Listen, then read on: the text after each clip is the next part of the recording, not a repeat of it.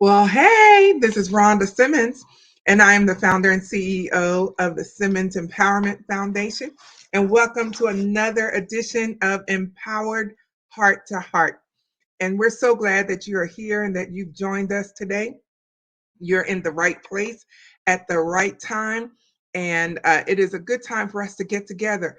Make sure that you like, comment, and share this episode of Empowered Heart to Heart. Make sure you subscribe too so that you know every time that I upload a new episode. Let someone else know that we're going live and we've got a great episode for you. I am so excited. As many of you may know, I am a state certified educator, and I taught English before becoming a school administrator. And I'm excited about that because writing is my passion. And next week, the week of January 30th through February the 6th, is National Storytelling Week. And you might think, what does that have to do with your podcast? Because our podcast is for teen moms and those who support them. Well, I'm so glad you asked me that question. So, you know how moms always love to read to their children? Exactly. Well, this is where we're going with that. It's National Storytelling Week, and I have had the wonderful opportunity of meeting some really great authors. And hardly ever do you get the opportunity to meet the person who wrote one of your favorite books. And so I have an author with me today, and you don't want to miss this episode today because she's going to talk about her book and because reading is important. If you don't love to read, I get it. But nowadays, you can listen on Audible, you can read it on Kindle. You don't have to always just turn a page and hold the book in your hand like many of us like to do. However, you read, it'll help you. And so I'd like to introduce to some and present to others Miss Nicole Miles. Welcome to the show, Nicole. So glad you're here. Hi, nice to be here. Thank you so much for having me on your show. Absolutely, absolutely.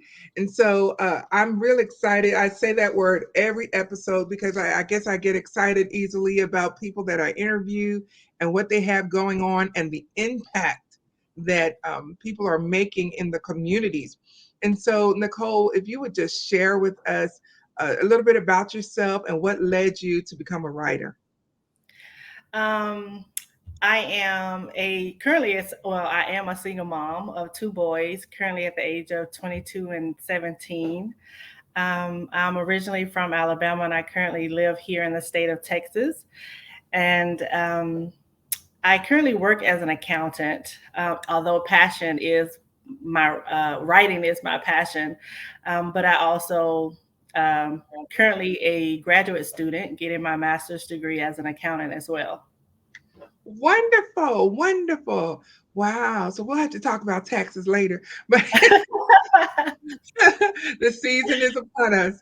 That is Yes. fantastic. That is fantastic. I didn't know you were a single mom, but let me just put this out here for everyone watching and looking at your beautiful smile, saying there is no way she has grown children because you don't look like you're old enough to have grown anything.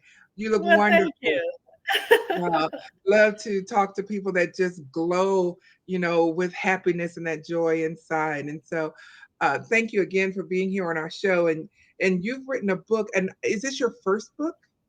This is my first book, and it's a passion for me because a lot of it details things that I've gone through in my life. The title of the book is Out of the Woods Embracing Your Testimony. And I wrote this book, it all started with me journaling. And I love to journal, I journal all the time.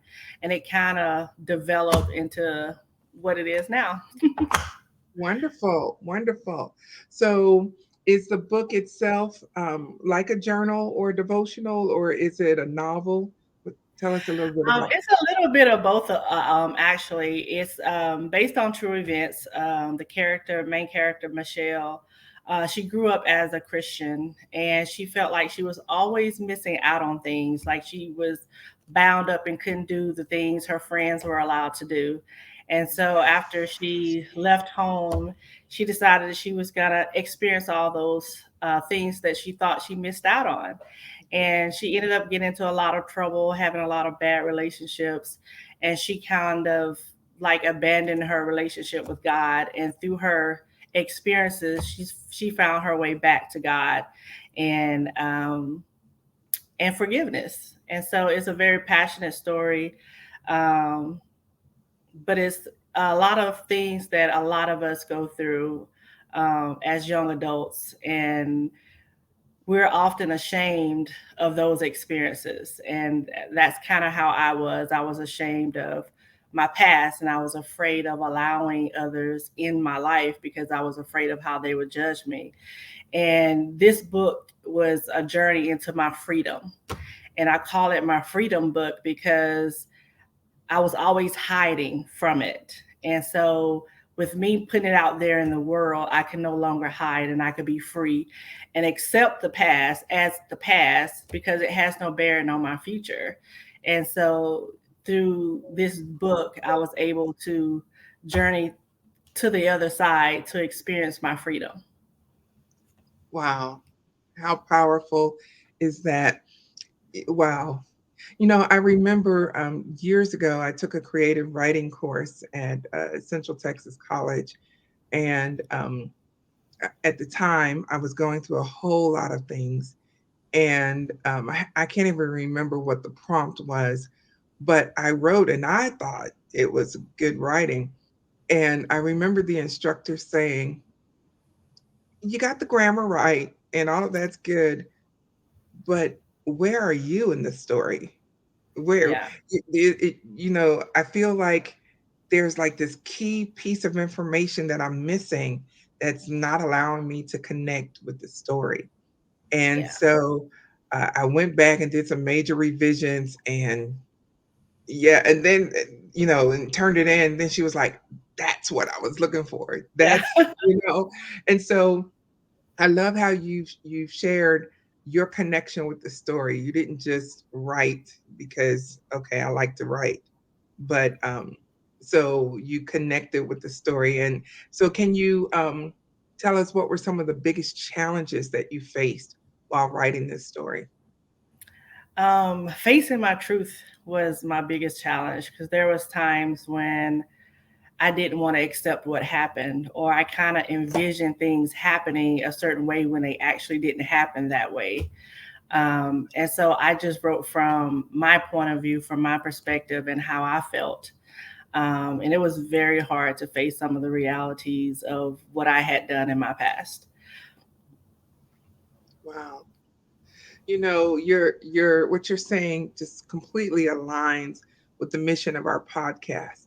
And that mission is to offer messages of hope, conversations that heal, and interviews that empower.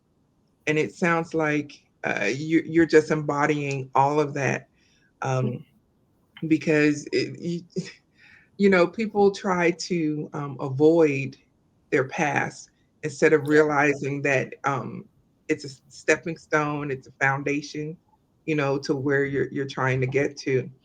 Um, Yeah. that's amazing. That is amazing. How long did it take you to write this book? Um, to be honest, I journaled for so long, I really don't know. I know when I got my drive, it was maybe 3 to 6 months trying to put it together and edit and things of that nature. Um, but the journaling happened over the years. And so I actually had one of my best friends read it and give me her opinion because I had thought about turning it into a book. And when she read it, she ended up pouring out in tears because I hadn't known that she had experienced some of those same things. And so that was my motivation. Like, if I could help one person through their journey in life, I'm going to do it. Wow. Wow. What a testimony. What a testimony. No wonder you called it embracing your testimony. Out of the woods, embracing your testimony. Well, I have a question. Yes. Um, Tell me how you came up with the title. I understand the embracing your testimony part, but talk to us about Out of the Woods. Why did you choose that for the Um, title? I always felt lost in life. I didn't know where I was going. I didn't know what was ahead of me. I just always felt lost. And at the time, my children was very young, and like, what am I going to do with, how am I going to continue to provide for them? How am I going to be the role model for them and the leader for them in their life? And I always felt unsure, and I felt like I was never going to find my path in life. And so that's kind of where Out of the Woods came from, like a person stranded in the wilderness, unable to get to the other side. And turns out the road is right there in front of you, and you just never saw it. Wow. Wow. So, what was the turning point for you? How did you know when you were out of the woods? Um, I had to accept that God is a forgiving God, and I always knew He was, but I had to learn how to forgive myself. And as I journaled, as I wrote the book, I began to feel less and less shame and less pressure in life. And the more release I had, the more motivation I had to continue in that journey. And I knew what was going to be on the other side. And so that was my motivation to get to that other side so that I could be free, so that I could no longer be ashamed and expose myself, the raw me, who I am, in order for me to move on. There's an old saying that you don't know where you're going unless you know where you came from. And so that was my journey in writing. I needed to know and face everything that I had been through in order for me to move forward, in order for my family to move forward and make something of ourselves. I knew that I had to let go and release that shame from my past. And so to make a better life for my children gave me even more encouragement to continue pressing forward and finishing the book as well. Wow. Wow. It never ceases to amaze me how tenacious we women are. And Yes. it never ceases to amaze me. The things that we can endure, even when we don't want to, Yes. and the things we can overcome, the things that we can, suffer through while we're still trying to make life happen and take care of the kids and Yes. do what we can, and you're suffering in silence. It Yes. is amazing to me how women how we're able to do that. It's almost like God built us with this ability to handle so much. Yes. But I like how you said about finding that place of forgiveness and healing, and that's so important, so important. Is there Yes. any particular part of the book that was your favorite? It would be the section about faith and waiting, because I get so impatient in life. I want it when I want it. I don't want to go through the struggle. I just want God to take away the pain. And I think I found as I continue through life, I find beauty in waiting. I find beauty in having faith in God, because when you're in it, all you see is the struggle, all you see is the hardship, all you see is the pain, and all you do is cry your tears. And but when you sit back and look how God is working in your life, it doesn't seem as bad as it actually is when you're in it. Wow. And so I've learned to wait on God. And even now, it still can be very hard to wait. But I find it beautiful. I think that's the only word I can describe it as being beautiful, because when the waiting is over, then comes the rejoicing, then comes the praise. and the journey to get there is amazing. You learn so much from it, you gain so much from it, and the outcome is just beautiful. Wow, that is amazing. That is amazing. And so I know we can get your book um, there at Westbow Press, if I Yes, said that correctly. yes, Um, Westfield Press. Good, good, good. Is it available in the Kindle version too, or It is just available in Kindle as well as you could purchase a paperback on Amazon and Westbow Press as well. wonderful, wonderful?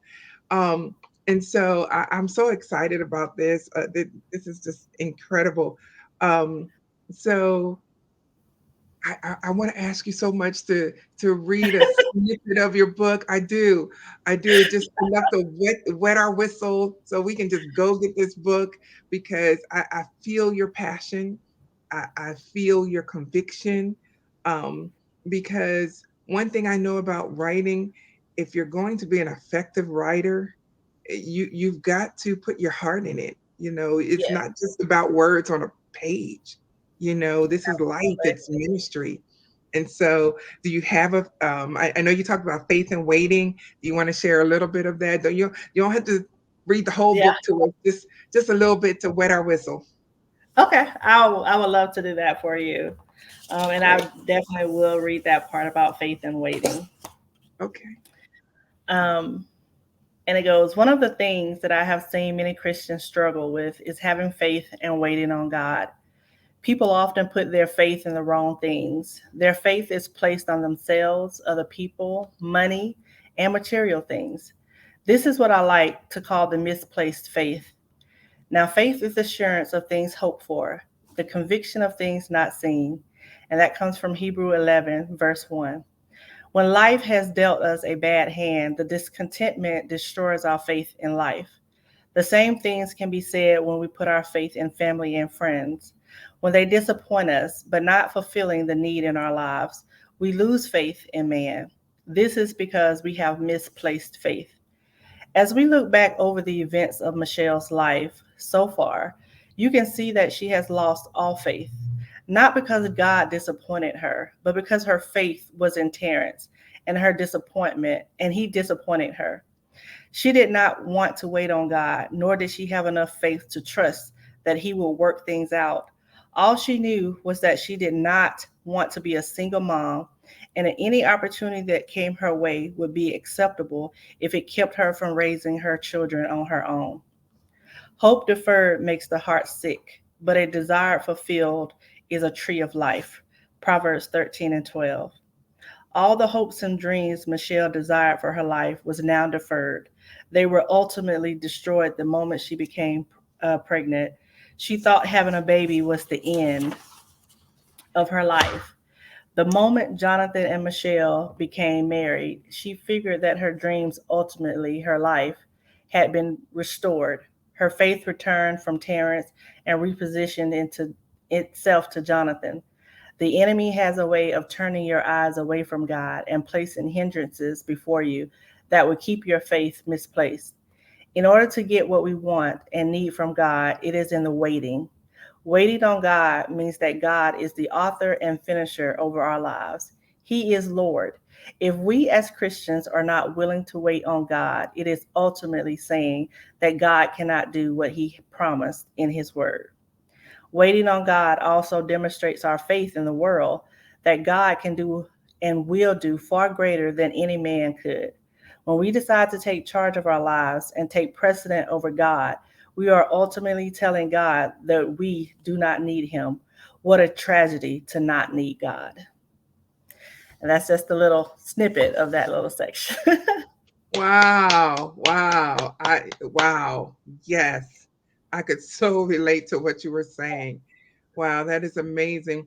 And when I put feelers out there on our social media platforms about looking for authors, it was just an idea that God had dropped in my heart, and I had no idea um, the deeper connection that I would make with authors. And I had no idea that you had been a teen mom, and you're a story of victory today.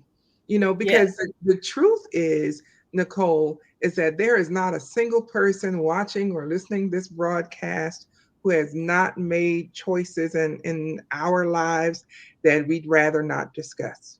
There's not a Yes. single person. I don't care what your title is. I don't care what pulpit you stand in. We have all, if you've lived longer than five years, Yes. we have all made mistakes and choices that we regret. And Yes. and so therefore we need someone to help us and to guide us how to overcome that regret, and how uh, to break the cycle of Yes. repeating those choices. And so it's authors like you that really help us, because it's not, I don't get the sense that it's just you telling us you should do this, you should do that, you shouldn't do this, you shouldn't do that. Right. um, but this is real life here, real talk. Yes. And Yes. wow, what an awesome story. And let me just put this back up here again. Please stop and go get this book right now. You need it. Let it minister to you, because there's life in it. Words have power. And so we Yes. want to make sure that we get a hold of your book. And when did you publish it? I published this book in 2015, I think it was. It's been so Wonderful. long. Yeah, oh, 2016. I'm sorry. Okay. Um, yeah. So That is wonderful. Now, is this the only book you've written, or have there been more? this is the only one that has been published. I do have two other books that's in the process of being written. I keep Mhm. jumping from one idea to the next. So, but I took time away from writing so I could actually finish my degree. And so that's what I'm currently doing right now. But I can't wait to get back to it as soon as I'm finished with school. That is fantastic. And when will you be finished with your graduate degree? I'm actually in my last class. So I graduate on March the 4th. And so Oh, I'm very excited about congratulations. that. So I'll be Yes, graduating with my master's very soon, as well as my 17-year-old will be graduated from high school. So we kind of get to share those experiences in the same year together. So I'm quite that's excited about that. wonderful. That is fantastic. That is fantastic. You are proof positive that no matter what our choices are, we can overcome. We Yes. can change our destinies. Our nonprofit organization, the Simmons Empowerment Foundation, we have a coaching practice called Dear Future Me, the coaching program. And Awesome. thank you. And as a master certified professional coach, I help women understand that yes, we can dwell on the here and the now, and we can dwell on the past, but all of that is not going to help us get to our future selves. And so I Yeah. try to help women to envision a future version of themselves, who they want to be and how they want to change. And you are just proof positive that it can be done. And hats I off love to that. you. Thank you, and applause to you. That is fantastic. I am super excited. Um, that God has used you to write this book. And so there's a question that I ask in every single interview that I do, because our nonprofit organization has what I call keywords, and one Mhm. of them is empowerment. And so, what does the word empowerment mean to you, Nicole? That's actually a very strong word. Empowerment to me means taking control over your life. It means living in your freedom, embracing everything that comes your way, and having the courage to do what it is that you want to do in life. Don't let anybody hold you back. Don't let anyone stop you. Anyone that says no, there's always a yes around the corner. And so being empowered means to having that control and that freedom. Yes, absolutely. Absolutely. So, what advice would you give a new author today who may be thinking, well, God put it on my heart to write a book, and I just can't get around to it, or I don't feel like I have enough education or experience. I just have this desire in my heart. What advice would you give that new author today? My advice would be to just do it. Um, I didn't have a degree when I started writing this book. I didn't have a degree when I published this book. Um, but if it's your passion, do it because there's greatness on the other side. Don't stifle your dreams, don't stifle your desires. Have the courage, empowerment to just do it. Yes, yes, absolutely. Wow, wow. I am just in such awe of you and all that you've accomplished. This year is going to be an awesome year for you. And I pray God's blessings upon you Thank as you, yes, as you go to the next level in your education. And who knows, maybe you'll open your own accounting firm. Why not? Why Why not? not? It's you know, limitless. Dreams are limitless. Yes, yes, absolutely. And so I'm just excited for you, and what a wonderful example you are to your children. And they see such a strong mom, and that's wonderful. That is wonderful to know. Well, Nicole, if you will just hang out for a few minutes while I wrap up this episode of Empowered Heart to Heart. I thank you for being here on our show. You've added such an element of grace to it, and I appreciate you and your big, beautiful smile. Uh, you brightened up the camera, and so I thank you very much, and thank you just for being a part of this moment on Empowered Heart to Heart. Okay. Well, thank you for having me and thank you for all you're doing for Teen Moms. Well, thank you. Thank you. I'll be with you in just a moment. Okay. Ladies and gentlemen, I tell you, I have interviewed some of the best authors. Like I said at the beginning, you don't get the opportunity to meet the authors of your favorite books traditionally. You never meet them. But today on this show, you got a chance to meet the author of Out of the Woods, Embracing Your Testimony. Because here's the thing, just like behind every story, there's a story, behind every person, there is a testimony. You don't know what I've been through. You don't know what I had to overcome to get to this moment. You don't know my story. And so when we read these true stories from authors, you get a glimpse into their lives and you get an opportunity to see what they had to overcome. And you relate and connect with them because I am not. I'm not convinced that there are people watching and listening to this show that can't relate to something that was said. We all could because we've been through some things and we know what it's like to make those choices that we later regret, that seemed right in the moment. But afterwards, we're like, oh my goodness, what have I done? I know that feeling.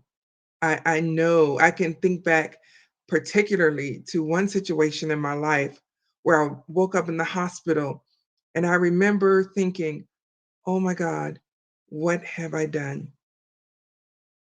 Yeah, I don't even like to talk about it that often because it brings tears to my eyes just to remember that deep seated regret. But I'm here to let you know, just like Nicole let us know, that God is a forgiving God, no matter where you've been, no matter what you've done, no matter what your choices have been in life. God is a forgiving God, and He will forgive you. But you also have to forgive yourself. We can't undo the past. We can't take it back. It is what it is. The question now is, what are you going to do going forward? Who do you want to become? As I mentioned in our Dear Future Me coaching program, that is the whole foundation of our program, to get our eyes off of where we are today, off of where we were yesterday, and get our eyes focused on who we want to become in the future. There's no limit. There's no limit at all. We've got to believe God and know that He can make our lives greater than anything we could imagine. In fact, the Bible says, eyes have not seen and ears have not heard, neither has it entered into the heart of man the things that God has prepared for them who love Him.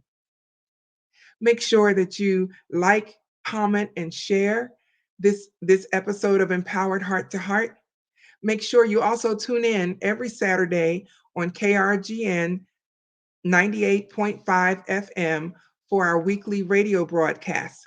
It's 12 noon Central Standard Time, 1 p.m. Eastern Time, and 10 a.m. Pacific Time.